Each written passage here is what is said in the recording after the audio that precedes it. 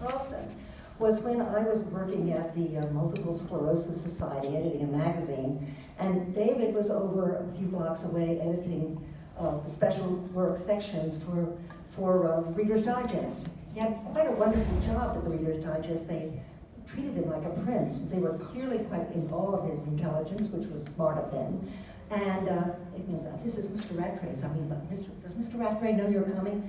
It was, in between us, in between these large corporate glass and metal buildings that we were inhabiting was a very small bar. It was an Irish bar. It was 2 flights, just two stories between these big hulking things.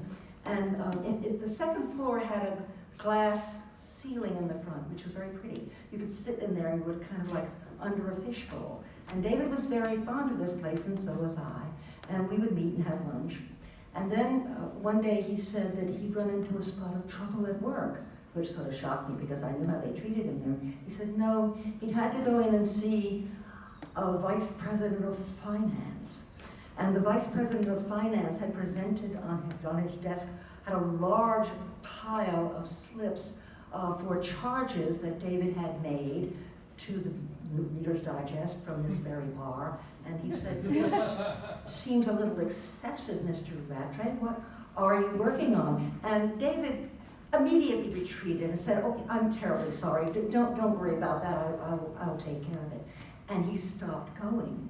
Well, about 2 months went by, and he got called in again, and the VP of Finance was very upset. He said, but you're not going there anymore. It looks terrible. You got to start going again. So he did, and we did.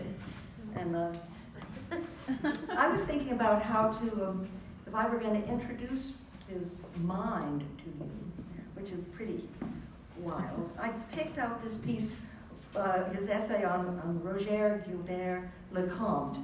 And you'll have to forgive me, I learned French very poorly in a high school in Chapel Hill, North Carolina, something like 60 years ago. So please bear with me if I murder a few French pronunciations, including Roger Gilbert-Lecomte.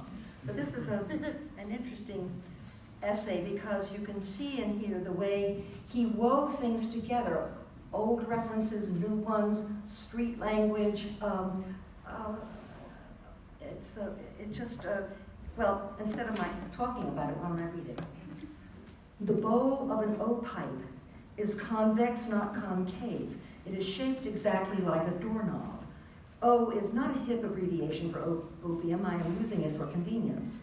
The code word for O that was in fashion in Paris, where Roger Gilbert-Lecomte smoked it long ago, was ondine. Ondine means water nymph. C'est une véritable ondine, they say, of a graceful swimmer. Undines appear, Paracelsus writes, when tender, subtle things change color in the wind.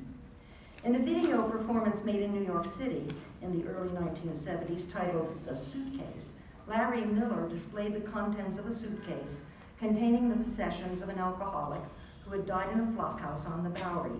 In these possessions, a whole life and mental universe unfolded on the screen. When Roger Gilbert-Lecomte died in a Paris hospital after a week-long agony in and out of convulsions from tetanus caused by a dirty needle on December 31st, 1943, his possessions were all in one small briefcase at the back room of a working-class bar whose owner, Madame Thiermat, had taken him in 3 years earlier for kindness. She had found him, a stranger, unconscious, in the street. To his friend and famulous, the future playwright Arthur Adamov, she gave the briefcase. It was filled with letters, prose writings and poems, 100 or so, and not much else. 3.5 years earlier, in May 1940, Adamov had pleaded with Lecomte to leave Paris. My dealers are here, Lecomte replied. The bowl of an O-pipe is like an empty eggshell, one that has been sucked. The smoker sucks the smoke from within via the pipe. To a smoker, that bowl is like the walls of the firmament, as pictured in ancient cosmology, and we're inside. Flammea moena mundi, flaming shell of the world, is the expression in Lucretius. Lecomte had been jabbing the needle into a thigh muscle through a pair of trousers he hadn't changed in months. He'd been a medical student and had once attended a dying tetanus victim.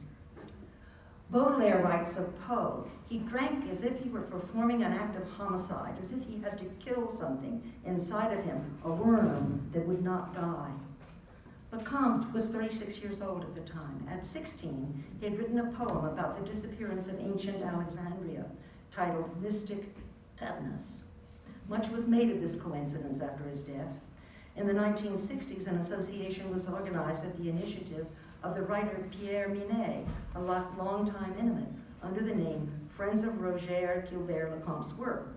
Apart from Madame Thiermat, however, who played Mrs. Clem to Lecomte's Poe, and Adamov, who was his assistant and at times collaborator, the only people Lecomte had any contact with during the final months of his life were the patrons of Madame Thiermat's cafe, whose back room he occupied. They seem to have liked him for his educated speech, his simplicity of manner, and occasional flights of fancy. With tears of retrospective tenderness, they spoke of his childlike purity and staggering naivete. The woman he had been involved with for the past decade, Ruth Cronenberg, had been sent to Auschwitz in mid-1942. She was never seen again. She had been arrested in 1940, but somehow had got out and obtained false ID. Then, according to Adamov, somebody denounced her to the police. Ruth was German and had left Germany in 1933. She'd fallen in love with Lecomte soon after arriving in Paris, and Lecomte's father had threatened to disown him if he married this Jewess. His father was a right-wing Catholic businessman and executive with a champagne manufacturing company in Rennes, the ancient capital of Frankish Gaul, where the kings of France were traditionally crowned. The cathedral had been shelled to smithereens by Big Bertha sometime after a German army dashed for Paris in the summer of 1914, when Lecomte was 7, an event of which he later retained a vivid memory, that of running hand in hand with his mother down a street in flames. But the front lines remained just outside city limits throughout the war, and it was a town leveled in part by bombardments, a feature Lecomte was to dream of all his life and record in an unpublished dream book of masturbatory fantasies played out in cellar holes and ruins, a town then occupied by Allied armies and their high commands up to the eve of puberty, a town of nightclubs and whores. Lecomte's father had rescued him more than once from drug busts, paid his fines and hospital bills. Lecomte couldn't make up his mind to defy the man and marry the woman. Ruth, however, tall, with a mane of red gold and ethereal pallor, thin like a Poe heroine, wore the pants, as the saying used to go, and from the time she met Lecomte until the beginning of the occupation, she was employed as a seamstress and supported both of them, so far as her means allowed. In the interim between her initial release and final disappearance, Lecomte and Adamov published a series of jointly written articles on the 19th century German Romantic poets, and these appeared in an arts magazine called Commodia, which had the blessings of the occupation authorities.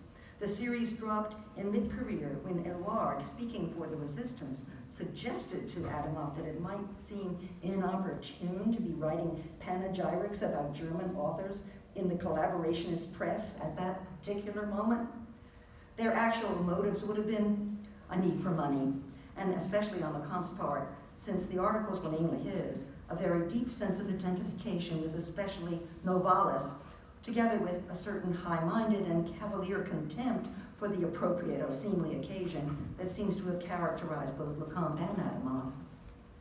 The bowl of an O-pipe also resembles the head of a mushroom with a tiny vent hole through which the column of O-charged vapor passes on its way into the pipe and down the inside of its wooden stem and out through the ivory mouthpiece into the smoker's mouth, and thence in a long, slow pull back through the esophagus and into the lungs, where the particles dissolving on the walls of the alveoli break down to their active principles, the opiate and other alkaloids, which are at this stage absorbed into the bloodstream, mounting to the brain to trigger signals of blissful release. The bowl of the O-pipe doubtless resembled the image of the mushroom of immortality in the mind of its inventors. The smoking of drugs through pipes began, of course, with American Indians, But they never had this mushroom head pipe, which was invented only after the Portuguese introduced tobacco to the East Asians and later set out to develop a pipe that could smoke O to the best effect. This took place in the 1500s, and all three, mushroom, bowl, and O itself, came straight up out of black earth. This is Latin, I'm really worse. Mamniferum, a white flower. Thank you.